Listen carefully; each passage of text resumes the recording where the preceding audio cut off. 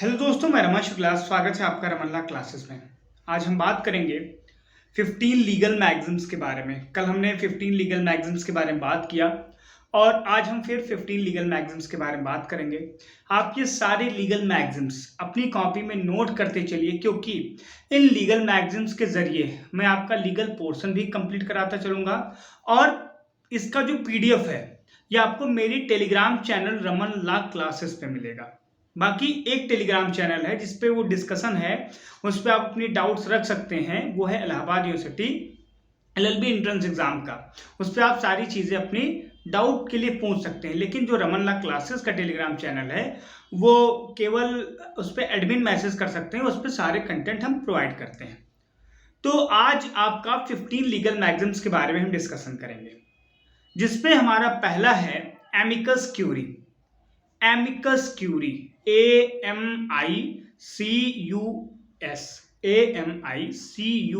Amicus curiae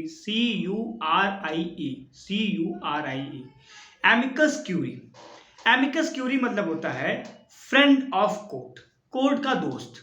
अब amicus curiae कोई भी हो सकता है।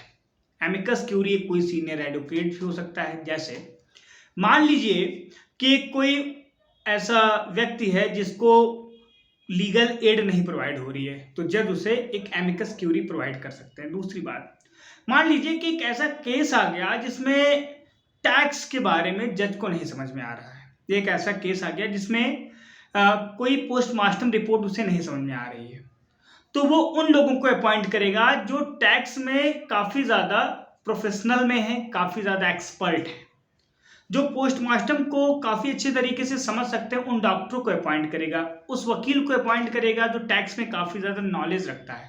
तो जो अपने समझने के लिए किसी भी व्यक्ति को वो क्या करता है, अपॉइंट करता है जज, उसको क्या बोलते हैं, एमिकस क्यूरी। स्टूडेंट्स, क्या एमिकस क्यूरी? एमिकस क्यूरी मतलब अ फ्रेंड ऑफ कोर्ट, जो कोर्ट की मदद करे वो क्या है, अ फ्रेंड ऑफ कोर्ट।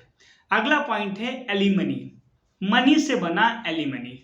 एलिमनी मतलब कि जब हस्बैंड और वाइफ में तलाक होता है, डिवोर्स होता है, और जो मेंटेनेंस का पैसा, जो मेंटेनेंस को क्या करती है, पत्नी डिमांड करती है कि भैया हमें 30,000 रुपये मेंटेनेंस चाहिए। एक पति और पत्नी में तलाक हुआ हिंदू लॉ के अकॉर्डिंग। अब पति 70,000 कमाता है, पत्नी ने कहा कि मुझे प्रेजेंट टाइम में अपने सारे शौक कंप्लीट करने के लिए, अपने सारे जिसे कह सकते हैं घर खर्च चलाने के लिए मुझे 30,000 चाहिए। तो 30,000 क्या हो गया, मेंटेनेंस हो गया।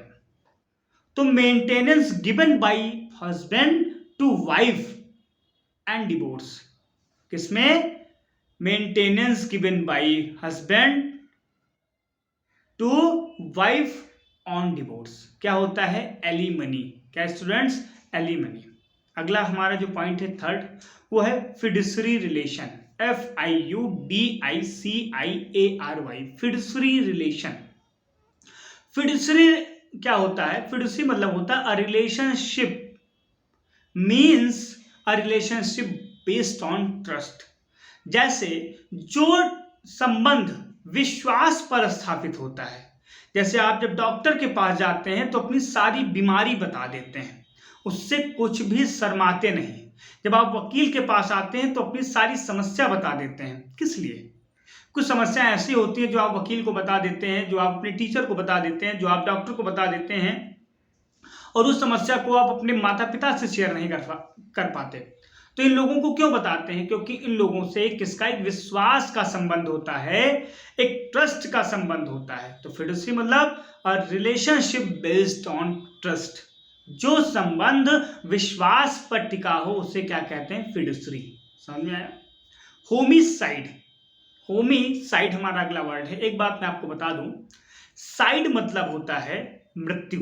जहां भी साइड वर्ड, होमिसाइड, सुसाइड, फैक्ट्रीसाइड, एक मैंने साइड पे लिया है लेक्चर, मैं उसका लिंक इस वीडियो के डिस्क्रिप्शन बॉक्स में दे दूंगा। साइड एक रूट वर्ड है, तो साइड जहां है वहां होता है डेथ, मृत्यु। और होमी मतलब होता है ह्यूमंस। तो जहां पर ह्यूमन की डेथ हो, ह्यूमन बीइंग की मृत्यु हो, causing death by of human being, causing death of human being, not by, causing death of human being, तो वो क्या होता है? होमिसाइड। अब अगला पॉइंट जो हमारा है, फिफ्थ पॉइंट है, वो है एबनिशियो। एबनिशियो मतलब फ्रॉम द बिगनिंग। अब स्टूडेंट्स, फ्रॉम द बिगनिंग क्या हो सकता है, ये हम पॉइंट थोड़ा क्लियर समझते हैं। देखिए, कॉन्ट्रैक्ट में एक पोर्शन है जिसमें एक कॉन्ट्रैक्ट कहता है कि अगर आप इनकम्पिटेंट पार्टीज के साथ कॉन्ट्रैक्ट किए तो आपका जो कॉन्ट्रैक्ट होगा वो वाइड एबनिशियो होगा। वाइड एबनिशियो मतलब शुरुआत से ही वो शून्य हो जाएगा। तो एबनिशियो मतलब फ्रॉम द बिगनिंग। अगर आप किसी माइनर के साथ, जैसे कॉन्ट्रैक्ट ला कहता है कि आप माइनर के साथ कॉन्ट्रैक्ट नहीं कर सकते, बच्चे के साथ जो 18+ ना हो उसके साथ कॉन्ट्रैक्ट नहीं कर सकते। अगर आपने कर लिया तो आपका कॉन्ट्रैक्ट वाइड होगा, लेकिन वो कॉन्ट्रैक्ट वाइड कब होगा? तुरंत फ्रॉम द बिगनिंग से ही। जैसे आपने कॉन्ट्रैक्ट किया तो शुरुआत से ही वो कॉन्ट्रैक्ट क्या होगा? From the beginning. एबनिशियो मतलब फ्रॉम द बिगनिंग से ही वो क्या होगा? वाइड होगा, शून्य होगा। अगला हमारा जो सेवेंथ पॉइंट है, सिक्स पॉइंट है, वो इंटरस्टेट है। इंटरस्टेट मतलब a person dies without making a will. अगर कोई अपनी वसीयत किए बिना मर जाए तो उसे क्या कहते हैं? इंटरस्टेट। अगर कोई अपनी वसीयत किए बिना मर जाए तो उसे क्या कहते हैं? इंटरस्टेट। और विल क्या होता है?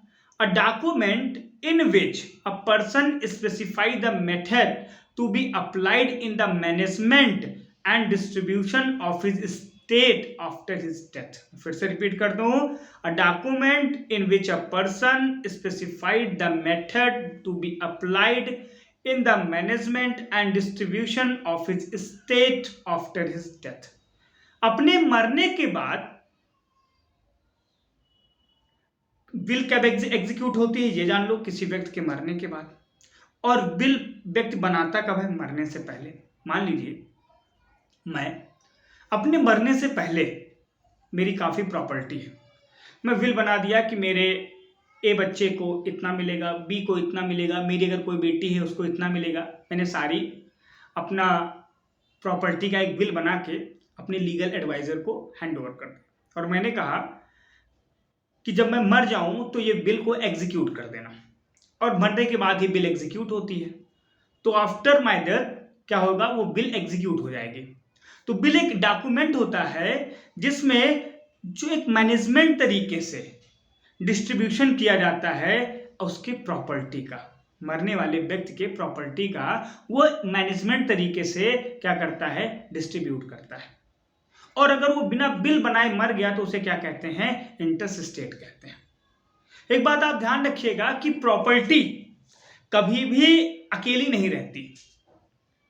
एक व्यक्ति मरा, जस्ट अ सेकंड वो प्रॉपर्टी उसके किसके? लीगल रिप्रेजेंटेटिव्स के या फिर उसके जो हायर्स हैं उनको मिल जाती है। और अगर उसका कोई नहीं है तो वो प्रॉपर्टी तुरंत जैसे वो मरा गवर्नमेंट को हैंड ओवर हो जाती है। क्लियर? ठीक, आगे चलते हैं। हमारा जो 8 और 9 पॉइंट है वो है प्लेंटिफ और डिफेंडेंट। ये सीपीसी के टर्म है, किसके? सिविल प्रोसीजर कोड के। प्लेंटिफ कौन होता है? जो पर्सन क्या करता है? सूट फाइल करता है, एक पिटीशन फाइल करता है। मान लीजिए एक ए है, एक बी है। ए ने बी का घर कब्जा कर लिया, तो बी क्या करेगा? एक सूट लाएगा, एक मुकदमा लाएगा, एक सूट फाइल करेगा। और जब वो सूट फाइल करेगा तो किसके खिलाफ? जिसके खिलाफ फाइल करेगा उसके खिलाफ नोटिस जाएगी, तो क्या करेगा? अपने आप को डिफेंड करेगा, इसलिए वो क्या हो जाता है? Defendant. A person against whom the suit is file is known as defendant. जिसके अगेंस्ट में सूट फाइल हो वो क्या हो गया? डिफेंडेंट। और जो सूट फाइल करे वो क्या हो गया? प्लेंटिफ। क्लियर? एडजेंट मतलब होता है to defer the hearing of a case to another date. आप लोगों ने सुना होगा मूवीज में केस अर्जेंट टिल डेट 23 मई, यानी केस के डेट को क्या कर देना? एक्सटेंड कर देना, बढ़ा देना। क्या बोलते हैं? एडजेंट बोलते हैं। क्या बोलते हैं उसको? एडजेंट बोलते हैं। जो केस होता है, जो मुकदमा होता है, अगर उसकी डेट को हम लोग बढ़ा देते हैं। फिर हमारा जो 11 पॉइंट है वो है ex officio. Ex officio by the virtue of office. आप कोई पद पाए हैं अपने ऑफिस की वजह से, जैसे जो वाइस प्रेसिडेंट होते हैं वो एक्स ऑफिशियो चेयरमैन होते हैं किसके? राज्यसभा के। जो प्रेसिडेंट होते हैं वो एक्स ऑफिशियो चेयरमैन होते हैं नीति आयोग के। मतलब कि उसके लिए कोई चुनाव नहीं होना है, जो इस पद पर रहेगा वही वो पद संभालेगा। एक्स ऑफिशियो, ऑफिस की वजह से आपको कोई दूसरा पद मिला है, उसी को क्या कहते हैं? एक्स ऑफिशियो कहते हैं। Ex officio by virtue of office. The vice president of India is the ex officio chairman of Rajya Sabha. कई बार ये क्वेश्चन पूछा गया है। और राज्यसभा क्या है? The upper house of Indian parliament, उच्च सदन है इंडियन पार्लियामेंट का। और क्या नहीं होता? डिसॉल्व भी नहीं होता। कुछ चीजें और जान लो उसके बारे में, ठीक। फिर हमारा जो 12th पॉइंट है वो ब्रूटल। ब्रूटल मतलब जघन्य। क्या कहते हैं इसे? ब्रूटली रेप किया गया है, बहुत जघन्य तरीके से उसका रेप हुआ है। जैसे निर्भया केस आप दे सकते हो, कई बार ये आया है कि ब्रूटली रेप किया गया है, निर्मम हत्या की गई है। फिर आपका 13 ग्रीवियस। ग्रीवियस का जिक्र आईपीसी में किया गया है। इसका जो धारा है, डेफिनेशन है, वो 320 है और इसकी जो पनिशमेंट है वो 325 है। ग्रीवियस एक्ट, 8 प्रकार के ग्रीवियस एक्ट होते हैं, जो मैं आईपीसी जब मैं आपको पढ़ाऊंगा तो बताऊंगा। और ग्रीवियस एक्ट क्या होता है? घोर उपद्रव, जिसे जब आपको काफी ज्यादा हैविंग अ सीरियस इफेक्ट और कॉजिंग पेन। मान लीजिए किसी ने मार दिया, आपका सर फट गया, जबड़ा टूट गया, गर्दन टूट गई, घुटना टूट गया, नाक फट गया, उंगली टूट गई, ये सारी चीजें अगर हो गई तो क्या है? ये कहीं ना कहीं ग्रीवियस पेन है, ग्रीवियस हर्ट है आपका। अगला 14 है इम्प्लीकेट। क्या कहते हैं? कई बार आप लोगों ने कई सारी वेब सीरीज में सुना होगा कि एविडेंस को इम्प्लीकेट करके किसी व्यक्ति को फंसाया गया। इम्प्लीकेट मतलब किसी अपराध में फंसाना। To show that someone is involve in a crime, मतलब कि कोई चोरी हुई, कोई डकैती हुई, वहां पर उसका पर्स छोड़ देना, वहां पर उसका ब्लड छोड़ देना या उसका डीएनए सैंपल लेना, ये सारी चीजें क्या करना? एविडेंस को इम्प्लीकेट करना कि वो फंस जाए। कई सारी मूवीज में आप देखे होंगे कि वहां पर बोलते हैं कि आप क्या करिए, आप इस चीज को वहां पे इम्प्लीकेट करिए। देखिए, मूवीज से हमें सीखना चाहिए, कई बार प्रयास करना चाहिए। अगर हम सीखते हैं, अगर हम मूवीज को देखते हैं तो उससे अच्छी चीजें सीखनी चाहिए। होता क्या, हम बेकार चीजें निकाल लेते हैं, अच्छी चीजें छोड़ देते हैं, लेकिन हमें प्रयास करना चाहिए हम अच्छी चीजें निकालें, बेकार चीजें छोड़ दें। तो अगला पॉइंट हमारा है इम्पाउंड। इम्पाउंड मतलब जब्त कर लेना। मान लीजिए कि एक व्यक्ति है जिसने कोई सरकारी जमीन पे कब्जा कर रखा है, तो गवर्नमेंट क्या करती है? उसके घर को सीज कर देती है, क्या लीगल पोजीशन ले लेती है उस पर अपना। इम्पाउंड मतलब जब्त कर लेना। इम्पाउंड मतलब हिंदी मीनिंग है उसका, इसका जब्त कर लेना। इसका मतलब होता है seize and take legal position of something. आशा है कि आप लोगों को चीजें समझ में आई होंगी। ऐसे पर डे लीगल टर्म को पढ़ने के लिए, समझने के लिए बने रहें रमन लॉ क्लासेस के साथ और हमारे चैनल को सब्सक्राइब करें। धन्यवाद।